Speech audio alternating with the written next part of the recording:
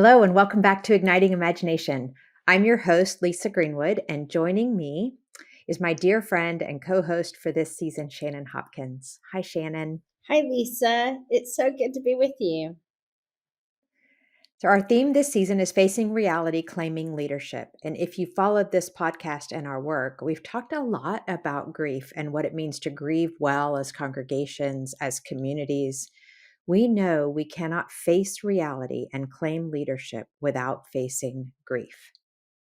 Our guest today, Dr. Pauline Boss, helps us face grief through what she calls ambiguous. I want to say that differently.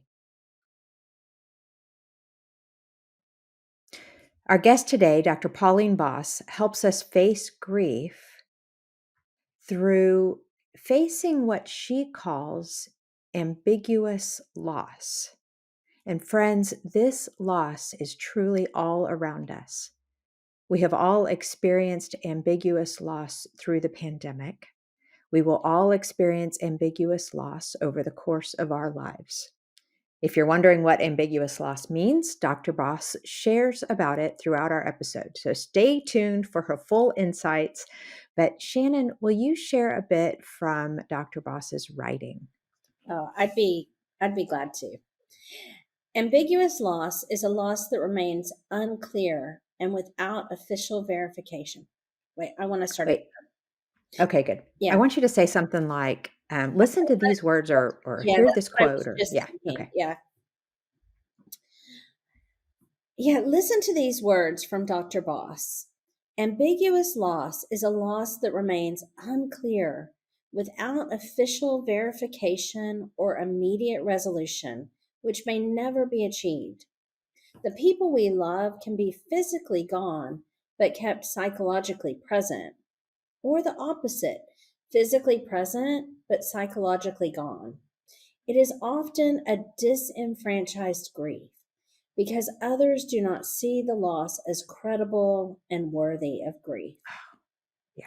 So you can think about this. Think about everything from infertility to the disappearance of a family member, prisoners of wars, divorce, Alzheimer's disease. In the last few years, related to the pandemic and the changes in our world, loss of hopes, dreams, plans for the future, loss of certainty about safety, loss of trust in institutions and leaders, in the world being fair and just. The world being fair and just. The list could go on and on and on. Yes, yes. This is what I mean. It is everywhere. It is all around us. All of us experience ambiguous loss. So, this conversation is powerful and poignant and really on point, I think, for all of us. So, listeners and those viewing on our YouTube channel, I am so grateful you're tuning in. And as always, we love hearing from you. So, please reach out and email us with your responses and reactions to this episode and how it is resonating with you and what questions it is illuminating for you. We've put Dr. Boss's bio in our show notes and on our website. And we do recommend that you visit Dr. Boss's website at ambiguousloss.com for her writings and the Ambiguous Loss online training program and so much more. So, Shannon, what stood out to you about our conversation with Pauline? Oh my gosh. Lisa, I think one of the things that really struck me is how timely this work is. That she's been at this work for over 50 years, but this is Mm-hmm. the work for now. And I think one of the things Right? that stood out is just this is a gift to us in Yeah. ministry today. Yeah. I think so. Yeah. I mean, also just the distinction between loss and grief, I think I'm going to be sitting with and wrestling with for months to come. Right.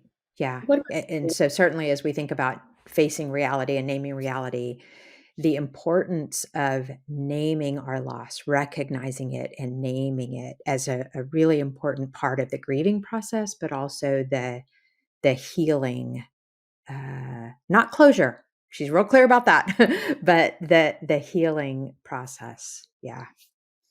I think the other thing that's, she really talks about how we live when we're swimming in the waters of ambiguous loss, like how Mm, important both and thinking is, how important it yes. is to have relationships that are good enough, that just Oh, yeah. Yeah, that's really yeah, there's just this is rich. This is a really rich conversation.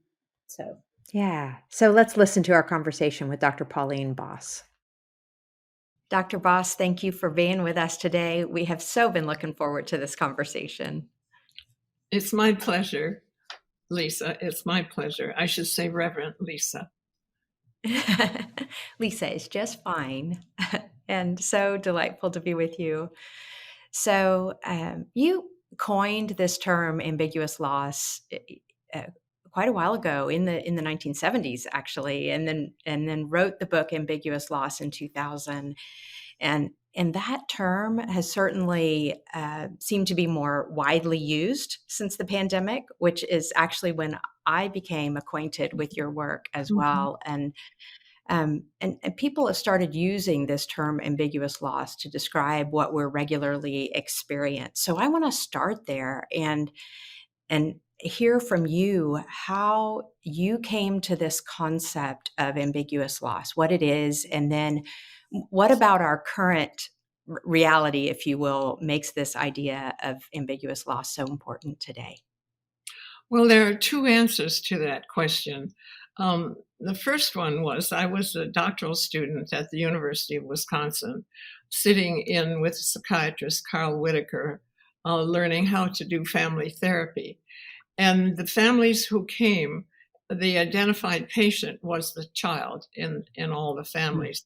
And the fathers were angry about being there and said, "Don't you know that the children are mother's business and I should be at work?" And so after seeing that over and over again, I wrote my first academic paper, which was Psychological Father Absence in Intact Families, meaning he was there but not there. Uh, yeah. and my professor of theory construction said to me, "Pauline, it's about more than fathers. Raise it to a higher level."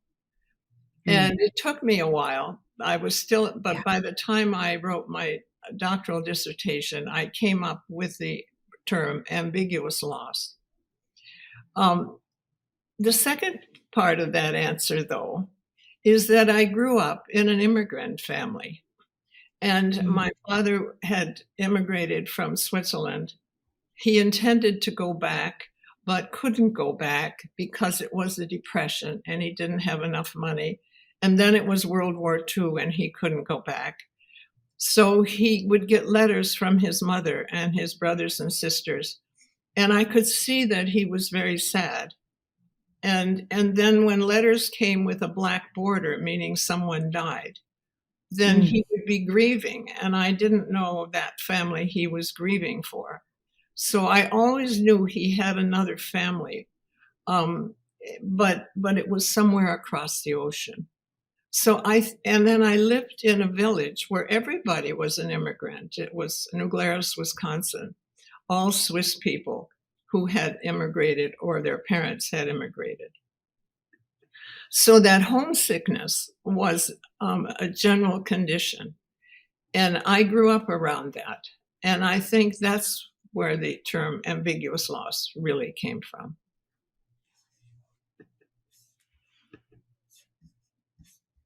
So,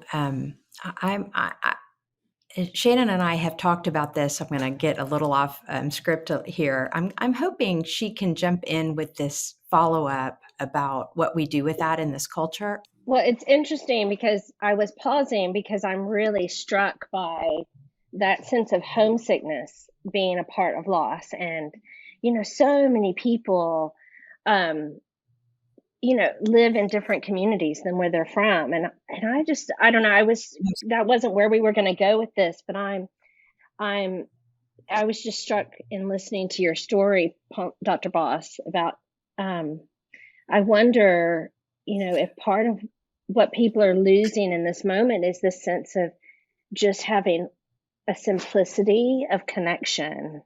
Well, we're a nation of immigrants. We've forgotten that. So that Yeah. our legacy is, in fact, ambiguous loss. That is, leaving family behind across the ocean or across the country or even in another state. There's a great deal of movement in what we do, and migration and immigration are the basis of this country. Yet we hate the term loss. If you go to a conference, there are very few seminars on loss, and if so, only a few people attend. If you look at indexes in books, the term loss is rarely there. Grief is more common, but I think we should talk about loss as being the forerunner of grief or unresolved grief. And we are a culture that likes winning. We don't like losing. And so we need to face the fact that we have many, many kinds of things we cannot control, many kinds of things that we lose. During the pandemic, we were not in control of our own lives or our own routines. That's why we bake bread. Do you remember how many people baked bread during the pandemic? It was a couple hours of control and certainty. You knew how it would turn out, and in fact, it would be a wonderful outcome. I thought that was an extraordinarily good coping mechanism for when you're out of control, to find something small you can control. It could be exercising, it could be music, it could be anything where you feel in control, cleaning a closet or baking bread. So other cultures, for example, Eastern cultures, have less trouble dealing with being out of control, with tolerating ambiguity. We're a mastery-oriented culture, which of course is a good thing because, you know, we have been very successful with that, found a vaccine for most things, put a camera in far outer space now. It's just amazing what our mastery orientation can do. But there are things in life we can't control. And then we have trouble. We have great trouble. We want certainty, and there is not certainty all the time. I think that's such an interesting thread, that our legacy is one of ambiguous loss. Like, that's in the DNA of our culture. And yet we're a culture that likes winning. You've referred in your work often to, we're a problem-solving culture, or even that sense of being mastery-oriented. But how, when that's the case, when that's where we're at, how do we really learn? I mean, are there other ways other than baking bread that we can learn to sit with our unanswered questions? Yes, there are. The one I write about in The Myth of Closure, and probably before too, but I've forgotten where I write things. Both and thinking is something we need to learn to do. And we tend, when something is ambiguous, for example, the pandemic virus, or for example, a problem in your church, when there's not a clear answer, we tend to shut it down and try to forget about it, or we tend to go to an absolute answer. You're wrong, I'm right. And you see it, by the way, globally and nationally now too. And that kind of absolute thinking will get us nowhere but deadlock. And we have to move toward the center, toward both and thinking.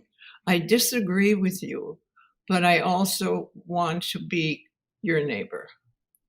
I disagree with you, but I also love you. I happen to have that in my family.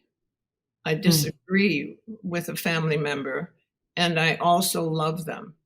So we have what's called a good enough relationship, where we can talk about food, we can talk about grandchildren, but we can't talk about politics and religion.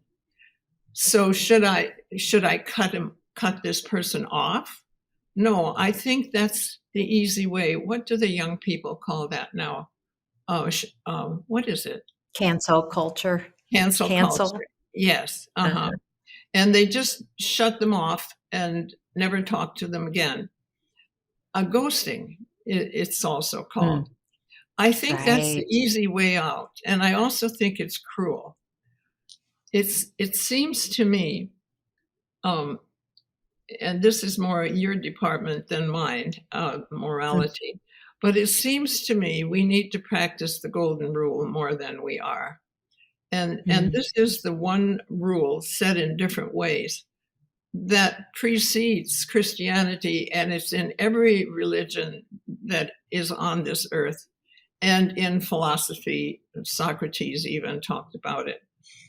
And sometimes it's reversed: do not do to others that you do not want done to you. I believe in the Jewish religion it's reversed, but it's the same idea.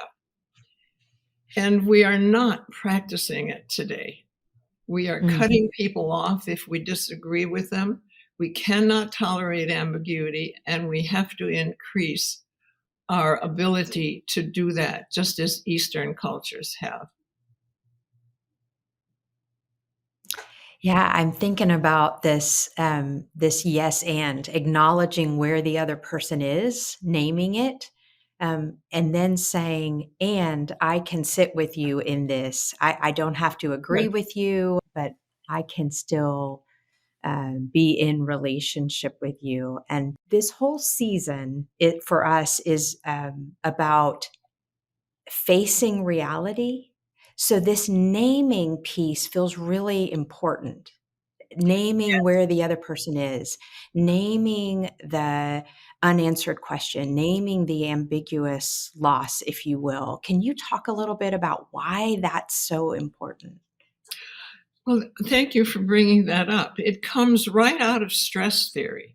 It's not a Mm, medical psychological model, it's a stress model. Because Lazarus, back another generation, said, you can't cope with something unless you know what the problem is. So the mm, problem has to have a name. You know how it is if you go to the doctor and they'll say, something is wrong with you, but I don't know what it is. That's very mm. stressful. Yes. So we need to give it a name. When we have people we disagree with, when we have things we have lost, not a clear-cut death. I'm not talking about a clear-cut death, but give it a name, an ambiguous loss. In a congregation, if there is division, that's an ambiguous loss for both sides. And what you would want to happen is for people to understand that both and thinking, and you gave it the improvisational name, yes and, which Yes. is from improvisational theater, which is Uh-huh. correct, absolutely correct, yes and. The So only way forward, right? it's the only way forward. Otherwise, you're stuck. Yes. And your grief is also unresolvable. You're stuck. Mm, And it's a mm, very bad place to be. And and the worst thing that could happen if it becomes permanent, which is like ghosting, and you don't talk to the other people, you literally mm. split into two separate congregations. That's a tragedy because some Yeah. of these people, I would guess, have known each other for decades, perhaps. Mm, So what you do is you start thinking in a new way. In other words, your perception has to change because the disagreement won't change. So we're not saying you have to change your way of thinking, but we're saying you have to be civil to each other nevertheless and say to mm, yourself, I disagree with the way you're thinking, but I'm willing to sit with you. And mm. and I said, "But that's wrong. I both disagree with you and am willing to sit with Yeah. you in a Yeah. congregation." You see, I have a Swiss background, so I'm very mastery oriented, and this is this is difficult for me too. But I have made major progress personally in being able to Mm, do this, and I have to tell you, um, it has a depth in it that is mm, very rewarding. And And I think I will continue to do it with some other people I disagree with. I don't have heavy disagreements except this one in the family. Mm. So that's where I think I've done the most work, and I feel like there's been progress. It's notable that this happens at an individual level, as you've spoken, you and Yes, a family member, and I think all of us have situations where we disagree, but we stay in relationship, or I hope we do. But also, this happens at the corporate level, and you've referred to it that too. does. And that feels notable. This can happen individually, but it also happens in groups of people, and has impact on our congregations and how we show up in the world.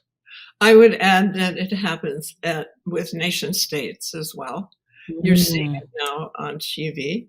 Um, sure. and in fact, there have been a couple articles written about using the both and method, because if you want Mm, one absolute outcome, frequently it is less possible than negotiation. And sometimes negotiation isn't possible. I understand that. But wouldn't we try more often? mm. Um, wouldn't we try to get along with our neighbor even though we don't think the way they do? Um, everybody has children we care about. We care about the next generation. Wouldn't that be a guiding principle, is how can we live together and protect each other's children? Mm. Yeah. I'm just struck though that you mentioned, Dr. Boss, that this has a depth to it. Like it requires us to go deep. But this is at a time in culture where everything's causing us to speed up, and like consumerism and individualism and social media keep us living in a more shallow, quick way. And this requires us to sit with one another, to actually have deep and real conversations. And Well, technology is binary, and it Mm, creates binary thinking. You're either right or you're wrong. I either like you or I ghost you. I hate you. Don't mm, want anything to do with you anymore. Um, and you either win or you lose. Well, sometimes you kind of win and kind of lose. It isn't like the sports games where there's an absolute answer.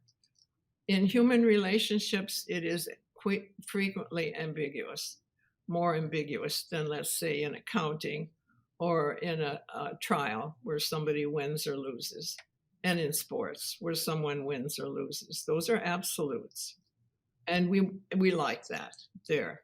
But in human relationships, uh, as I like your phrase, igniting imagination, we have to imagine a better way to be with each other, a kinder way. And we cannot deny, for example, that somebody is gone if they are still alive. Uh, yes, people die, and we have death certificates, and we have certainty. We have funerals, so we have rituals that help us make that real. But with ambiguous loss, we have none of those. No rituals, no acknowledgement, and yet we feel anger and sadness and sorrow, and we may not know why, because something was taken from us that isn't so visible, or something is harming us that isn't visible. The world is in a bad place right now, if I may say so. And we have to change our ways or we'll destroy each other. mm, mm. And that means we have to get along with people we disagree with. Hopefully the disagreements aren't 100%, that there's some room in there for common ground, even if it's tiny. And that we have to increase our tolerance for ambiguity and not always insist on certainty and absolutes. How do we do that? Well, we have That was going to be my question. was Yes, it? please. I was going to say, oh, how do we do this? How do we increase our tolerance for ambiguity? Please. Well, you have to embrace change. And of course, Mm, change is stressful. So none of us really likes change, but you have to embrace change. And certainly, if you have children, you know that the next generation always wants change. So we learn, they're good teachers for us about this. You have to be with people unlike yourself. And and that means, at a party or at in your neighborhood or at your school or your workplace, get to know somebody who's unlike yourself and find out um, your common ground. And in fact, that's very exciting to do that. mm, Travel alone to a foreign country, learn a new language, do something different. What it means mm, is do something different that you haven't done before, and exercise yourself. The psychiatrist I studied with, Carl Whitaker, after he died, I went to the funeral, and his grandchildren spoke, and they were telling us their favorite thing to do with their grandfather, my teacher, my mm, psychiatry teacher. And they all said he would invite them one by one into the car and say, "Let's go get lost." And they loved it. And they'd wow. have no agenda, no destination in mind, but they would just meander in the car. So I tried it with my grandchildren, and they Mhm. loved it and still remember it to this day. And when my husband was in his last year and couldn't walk and was quite ill, on a Mhm. Sunday, I would take him in the car and I'd say, north, south, east, or west. And he would say, and Mhm. we would just take off with no plans. We would Mhm. get lost. And it was just such fun. Try that sometime. And if you're in a city and you don't drive, try it with walking. Take a new route, take a new path, do something different to stretch your ability to tolerate ambiguity and uncertainty. We Mm. hang on to this mastery orientation of wanting to be in control. So we do the same thing every day, which is comforting. And I'm not saying give that up, but sprinkle in some ambiguity and test yourself. Of course, there are other things to do. As you mentioned, improvisation theater is totally performance on the basis of ambiguity.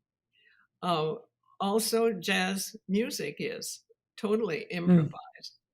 And you can improvise something, have a meeting without an agenda. Um, Try something different. So increase your own tolerance. Right now, for me, that means talking to somebody that I know I will disagree with. Yeah. It is, it's making me think of a couple of things. Barbara Brown Taylor talks about wandering in the dark and the gift of Okay, that wandering. that's Um, lovely. And I'm also thinking that, the neuroscience about neuroplasticity is right in line with this thinking, right? And I, as and I didn't connect this when you first started talking, but as you talked, I thought, um, I remember in our own family therapy as we were trying to increase our tolerance for change and things, and the uh, the our therapist said simple things, move your toothbrush to the other side of the sink. I She's mean, do things that just stretch your brain, and even that will help us show up, with more tolerance for ambiguity and change I and for agree. differences in each other. And I um, agree. Do something okay, different. so yeah, yeah. Okay, so I'm gonna take this then to this conversation in congregations who I think are facing so much ambiguous loss right now. And I say that because of how the culture has changed and how all the statistics about how um, fewer and fewer people are affiliating with membership-based organizations, from churches to Rotary clubs, building. We know this data out there, and so what's happening in congregations is this kind of ambiguous loss, and then of course the pandemic, and we could go on and on about this. But I've heard you talk about the difference between, and write about the difference between grieving loss that is more tangible, if you will, that you can name and see, and and the clearest example is someone dies and we have rituals around that, and they're beautiful and they're important, but we don't have rituals around ambiguous loss, and so the grieving process is different. Can you talk a bit about the differences, and then any thoughts you have to help congregations grieve ambiguous loss that is so prevalent in this Let me season? give a brief definition first, and then I'll go into Sure, the that would be grieving part. helpful. So there are two kinds of ambiguous loss. One is physical and one is psychological. The Mhm. physical ambiguous loss would be when you describe the membership in churches going down, where the physical bodies are just not there anymore. No one has died, so we're not Mhm. talking about death, but they just have disappeared. Psychological ambiguous loss would be when the person is there, but the mind is gone. For example, dementia or addiction or serious mental illnesses, where the person is no longer the way you can communicate with them. They're psychologically absent. And certainly what I talked about, ghosting, would be that kind of Mm. example where I'm not going to talk to you anymore, even though you're still living, but you're cut off. Mm. So what happens to the people left behind is they feel a sorrow and a grief, but they're stuck. It's not like grieving for someone who has died. You have a body to bury, you have a death certificate. It's a very ambiguous loss. Therefore, the grief is frozen. And in the Harvard book, the 2000 book, I wrote about frozen grief. So the grief Mhm. process cannot move forward. It is stuck because nobody died. And if you grieve, then you're wishing somebody dead who's not dead. Then you feel guilty about that. And so it's fraught with problems. And if you talk to people with either physically missing or psychologically missing, they will describe this for you. They feel sad, they want to Mm. grieve, but then they feel guilty if they grieve too soon. Nobody died yet. Um, Right. and so we have to focus on the type of loss, the nuance of loss that causes this stress, that causes this frozen grief. And what can you do with it? I think, again, both and thinking helps you. I need to move forward with my life, and I also need to feel this sadness. Mm. Think about how it would be if you had a child who was kidnapped. Um, and I have had examples of people who Mm. find hope in the middle of such tragedy. They are our teachers.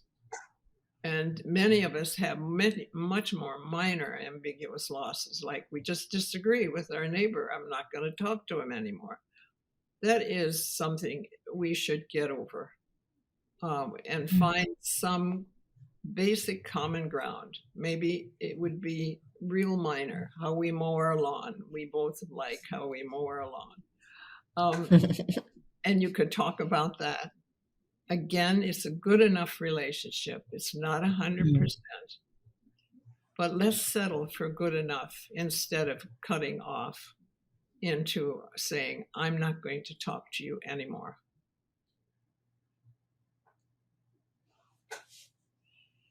And by the way, if you continue to move to this middle ground, your sorrow, I think, is less with Mm. an ambiguous loss.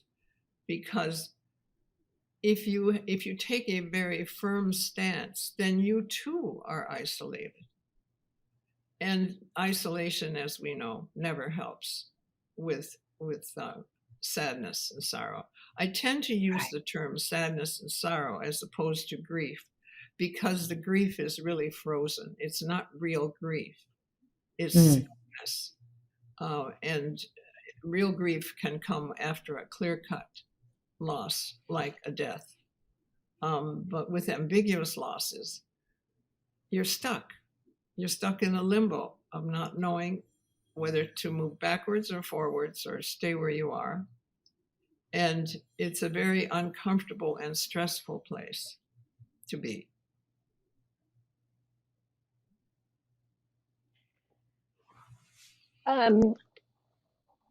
Gosh, I have so much in following up to that. But one thing that I'm wondering about, and again in relationship to congregations, is there's a group that I know here in the UK called Stewarding Loss. That's the name of their organization, is Stewarding Loss.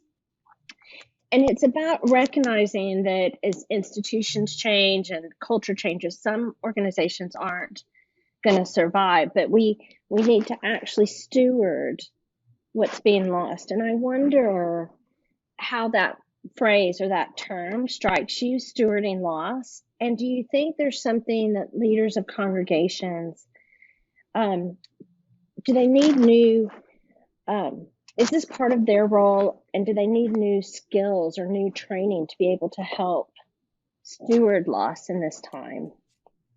I like the term stewarding loss, because they're using the term loss, and all too often people prefer the term grief. And in this case, as I just said, the grief is stuck, so we need to focus on the word loss. So I like that term. And yes, you don't need to be a psychologist or a psychiatrist to teach people about ambiguous loss and this way of thinking. Psychoeducation can be learned. Nurses use it, and teachers use it. Ordinary people use it in the field after disasters. While a professional may do the first training, you train local people to take over, because the professional has to go home eventually. And so it's very possible to learn, read the books. There, I've written 4 or 5 books on it. Lots of literature. The website is ambiguousloss.com. And there's an online course for learning to getting a certificate or CEUs in ambiguous loss through the University of Minnesota. It's also at that website. So I would say, teach it, learn it yourself, and then teach it to others. Use the literature so that it's correct. There are certain things that I found that are wrong. Some people use the term ambiguous grief. That is a wrong term. It's ambiguous loss leads to frozen grief, unresolved grief, disenfranchised grief. But don't use that other term. So it's ambiguous loss leads to frozen, disenfranchised, unresolvable grief. And other than that, most people are teaching it correctly in schools, in disaster areas, and in churches, synagogues, and so on. So go for it.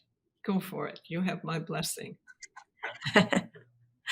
That distinction between ambiguous loss that then leads to frozen grief, that distinction between ambiguous loss and this misuse of the term of ambiguous grief, that feels really helpful to me. And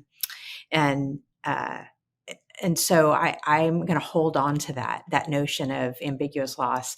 I want to switch to the book that you wrote in 2021, because it is so challenging to me. The title, The Myth of Closure. Oh, Pauline, why is closure a myth? tell me it is not so. But Well, I know this is the mastery culture coming out in my I know. body and my mind. I know Me that. too. But No, yeah, it's could you not a talk myth about in real estate deals, in business deals when you sign a contract. It's not a myth in Minnesota when there's a snowstorm and they close a road. Closure Mm, is a perfectly good word, but it's not a good word in human relationships. yeah, Again, mm, it implies absolute thinking, mm, shutting somebody out just because you mm, disagree with them, or the myth that if someone you love dies, that you need to find closure and get over it. mm, You have a couple of months at work, you might have 3-4 days to get back to work, or even in our profession, you might have a year to stop grieving. That's all wrong. The research now shows that's wrong. There is no timeline for grief. It's more like oscillation, where it ebbs and flows over time. But mm. 20 years after somebody you love dies, you may see something, hear something, some music, or be in a certain place, and you'll have a tear again. That Yeah. is normal. You do Mm, not have to get over it. Um, of course, the oscillation goes farther and farther apart. The ebbs and flows go farther and farther apart as time goes on. But 3/4 of people grieve normally. About 1/4 need psychological or psychiatric help or counseling mm, help. And yet we have made all grief seem abnormal. And we have pathologized grief, mm, and we need to stop that. Uh, it's stressful, it's painful, but most of us can work through it if we have some social support, which was a little harder during the pandemic, but thank God for Zoom. Um, mhm. and we need to not pathologize grief, because for most people, they grieve normally. And cultures, by the way, grieve in different ways. So we cannot Americanize the pathology of grief. And that is happening. Yeah. So we have to take a step back and say, what's normal here? So I spent a lot of time on that topic in the myth of closure as well, and know that we just need to be kind to each other. Again, human contact is helpful. Bring something to the door. It's just sit with someone, invite them to lunch. I mean, these are simple human things, but they Mm, are very therapeutic uh, for yeah. for the normal pain of losing somebody you love. So when I hear you describe that and speak about um, the, the myth of closure, I hear so much permission giving in that, and so much grace. Like there is Mm, a generosity of spirit that says, let's normalize that grief, loss, sadness can continue, and that's okay. Like there's a I mean, grace is the word that comes to mind. There's a grace in yes, that. yes. There's And yeah, we have to yeah. witness it. And I think Mhm, why our country is so reluctant to talk about grief, to witness it, is um, and Drew Gilpin Faust, who was president of Harvard, wrote a book about um, the that our inability to handle grief and loss really came from the Civil War, and that our country was formed on the pain of loss. And the Civil War had many ambiguous losses because the soldiers were not named; they were just mm, buried. So parents didn't know where their loved one was or if they were dead or alive. Um, so our country, and by the way, that's not the only thing. There was the genocide of the Native Americans at the beginning. There was slavery when loved ones, when families were sold apart from each other, children were sold away from their parents, their mothers. We are a nation of unresolved grief. You are just seeing some of that happening right now, especially regarding Black Lives Matter, for example.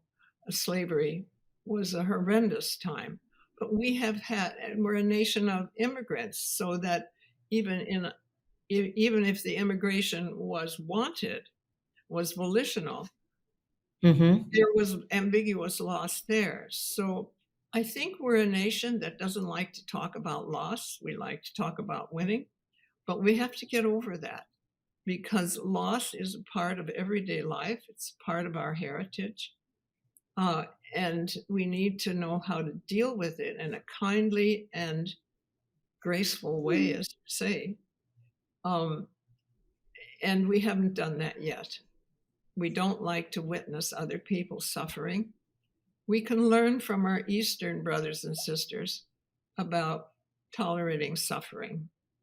I know that in my 2006 book, I have a quote, a Tibetan quote, that thinking you don't have to suffer is ego wanting its own way. Wow. Suffering is part of life. And we don't like to hear that. We like to be in charge. It's ego wanting its own way. And suffering is part of life. And we don't hope for it, but it seems to find us eventually. It's just so hard, though, in our culture, when we do want to be a culture of winners, like when we like winning. But it seems to me that's a place the church and congregational leaders can really help us. They can help us witness and name loss. They can help name what's going on. And normalize it. And I do feel like, for me, it feels like this is a great opportunity for faith leaders in this moment. I mean, I agree. I don't know. I mean, yeah, I was just going to say, because I live in London and the Queen died last year, we saw the church really help the nation grieve. And honestly, it was really the first time I've seen that in such a powerful way. And really the church gave us rituals. So I do feel like this is a moment that, if what we need to do is witness and name the ambiguous loss all around us, then this is a moment faith leaders could really kind of bring their gift to the forefront. Anyway, that's what I'm hearing. I agree with what you're saying. And somebody has to acknowledge the ambiguous loss, let's say, of a congregant whose loved one has dementia. We have to talk about it. We have to support that person. And we have to take care of each other if we have ambiguous losses. And sometimes it doesn't mean saying anything. It just means being there, sitting beside them. And if it's someone you disagree with, again, with those ambiguous losses, make a move forward. It can be tiny. Just hand them something, or just sit beside them, or just say hello. It doesn't have to be a major coming together. It probably will never be a major coming together 100%. Doesn't need to be. Do it good enough. A good enough relationship happens a lot, and it's okay. Yeah. So I want to build on that a little bit, because I think you're right. There's this role for leaders in this season to help bridge some of these moments or divides, to help individuals who are experiencing ambiguous loss to name it and face it. I'm also thinking about, and I'm not sure I'm going to get the wording exactly right on this, so forgive while I kind of weave my way through this. But I think part of the work of leaders is to create an environment where people can be formed in the faith and how they live in the world, right? And so, yes, there are moments and incidents where you help someone through an ambiguous loss or a division or things like that. But also, how are people formed in congregations so that they live in a way that they can then step into, hold space for ambiguity in their lives. And so I'm wondering, think aloud with us a moment, if you will, for what it means for a leader to help create that kind of space and help form people so that they are equipped, if you will, to name and face and sit with ambiguity, and particularly ambiguous loss. Is that making sense? Yes, it does. And this is a problem that has no solution. People will not, Sure. for example, agree 100%. The person with dementia probably won't get better. And worldwide now, the missing people, probably most of them will never be found in earthquakes and wars, in hostage taking. So we're talking about a problem that has no solution. In my 2006 book, I give 6 guidelines for living with ambiguous loss. In other words, it won't be solved.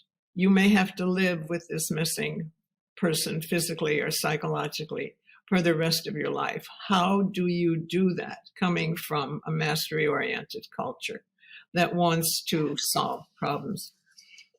And I don't believe in linear models. And Kubler-Ross, we need to say, retracted her linear model before she died too, but many people don't read her last books. And so it's messy, she said. And this is messy too. So while I give you the 6 guidelines, one after the other, know that they're in a circle and you can dive in wherever you want. The first one is finding meaning, and this takes sometimes a year or more.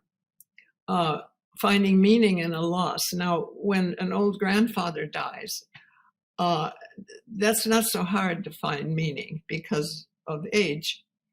But when a baby dies, or when a soldier is shot by friendly fire, or a suicide, those are very difficult, and sometimes they will rest on meaninglessness. The meaning of this loss is that it has no meaning. It'll never make sense. And that's okay. That's a good meaning for that kind of loss. Another one is reconstructing your identity. The minute there's ambiguous loss, even in a congregation, your identity shifts. And that's it's turning out to be one of the most important of the 6 guidelines. And if you have a missing person in your life, for example, you'd say, am I still married or not? He's been missing for 20 years. And I hear you saying that, are we still in congregation or are we not? That's a very good question to struggle with. And then another one is you normalize ambivalence, which we talked about before. The fact that you want to grieve, and then you feel guilty for grieving because you're wishing the person dead. Normalize that guilt. Guilt just comes along with this. And so normalize it, unless it goes into self-harm or harm of someone else, or retribution. I'm going to kill you because of what you did to me. I wouldn't normalize that. And then it's revising attachment. So your attachment is now different to the person who is ambiguously lost. You have to revise that. It's very tenuous.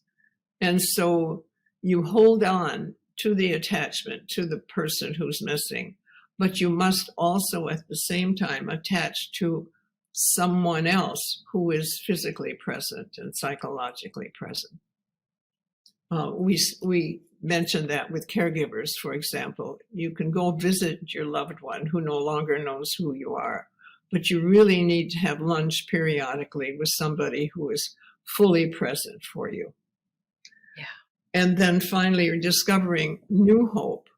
So you don't hope for what used to be, you hope for something new.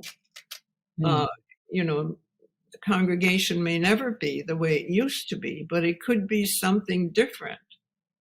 And that could morph into something even more exciting, more meaningful as time goes on. And as Viktor Frankl said, and I base a lot of my work on Viktor Frankl, said there is no meaning without hope and no hope without meaning, which means that circle just joined on meaning and hope. Yeah. And so new meanings need to be found. You know, who are we? Our identity changes, but it can still be a congregation. It can still be a family. It can still be a global family. Right now, the global family is in deep trouble. Yeah. That's so helpful and beautiful. And we'll put all the notes in our show notes or references to your book so that folks will be able to find it, because I think these are such helpful tools and images, and so grateful for that. So, Dr. Boss, we are asking all of our guests this season one final question. And so we're going to move to that. And so as you consider the realities in the world that we have named, and you consider your work and what you have offered to the world, what do you want to be remembered for? Oh my, I suppose all I've done really is named a kind of loss that was very common, that had never had a name before. And I'm proud to know that it's now being used internationally through the International Committee of the Red Cross and people with the UN and so on. But it's also used locally and in families and couples. And so just adding a name to the lexicon of what helps people is enough for me. Yes, and I'm very happy to do it. I don't know how it happened, but I'm grateful. Yeah. A grad student from an immigrant family trying to help other families, and Exactly. here you are. You have helped quite literally millions. And what a gift you are, and it has been to be with you today. Thank you. Thank you, and keep up the good work. Oh, It's needed. thank you.